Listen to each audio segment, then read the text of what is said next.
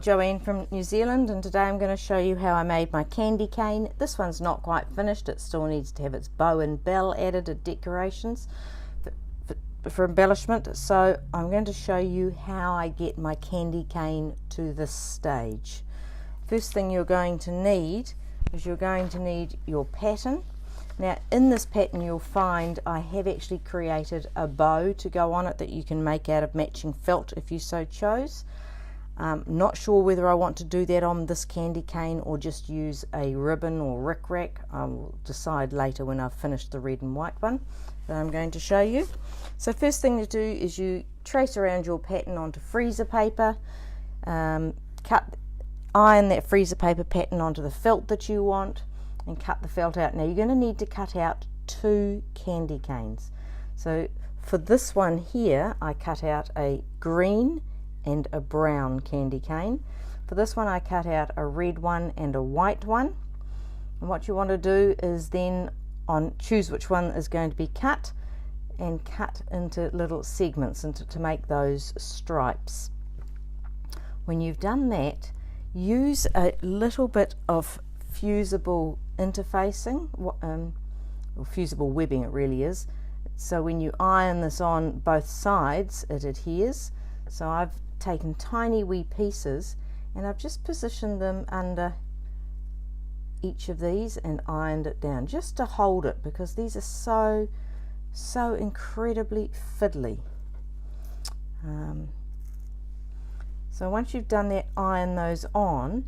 The next thing that I did is I got some fusible woven interfacing and cut out the pattern and just cut it out a little bit smaller, and I ironed that on the back so that I've got a bit of support. As you can imagine, a candy cane without enough support when it's this narrow is going to become quite floppy. You can see by the time you've got the backing felt and the bit of Velcro and that front all together, it's actually quite sturdy, so it's quite good. So get your candy cane to this stage, so that is decorated with the stripes. Put the woven fusible interfacing ironed on the back for support. The next thing you need to do is you need to stitch in matching thread each of these stripes on. Each of those wee segments has been stitched on in white thread through all those layers.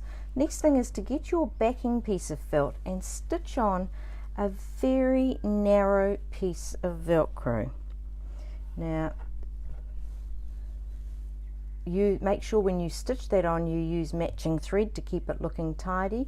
Then what you've got to do is position your candy cane on top of that, and I like to use these Wonder Clips and just hold that in place top and bottom.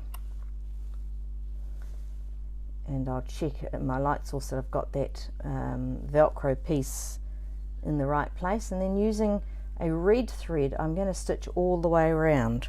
Remember, on this candy cane I just used a brown thread and stitched over the green all the way around in one continuous go, and then I'll have these two at the same stage. Right, here's the candy cane all stitched onto the backing felt, and you can see it there, and the Velcro has been restitched over. What you need to do now is get your sharp pair of little scissors. I like my Fiskars micro tips, and I'm going to, for around the curves I can use my little wee curved pair of scissors. So I'm just going to cut all the way around the outside there, and there are the 2 candy canes ready to have their ribbons added. At the moment I've got a set of bells here, so I'll probably add a bell on each one, and I've actually got a whole bunch of different coloured rickracks, so I'm probably going to add, I'm thinking of adding a little bow in the green rickrack with a gold bell on it, and on this one I'm not sure. I've got some red rickrack and I've got some white, so I'll just play with those for a little bit and show you when it's all finished. And here are both of the wee candy canes finished. This one I've just used a tiny wee bit of satin ribbon and put a bell on there, and this one I've used a much wider ribbon and put a bell on there. With both these ribbons what I did is I folded them over. Let's see if I can show you what I did. So I got my ribbon, crossed it over the front, and then pulled that down, and then I gathered it and with a thread secured it together before quickly hand stitching it on there, and then I got my machine and went back and forth. You can see the little machine stitching here on the back, and then I added the wee bell. So I think that both of those are quite successful, and I hope you enjoy making your candy canes.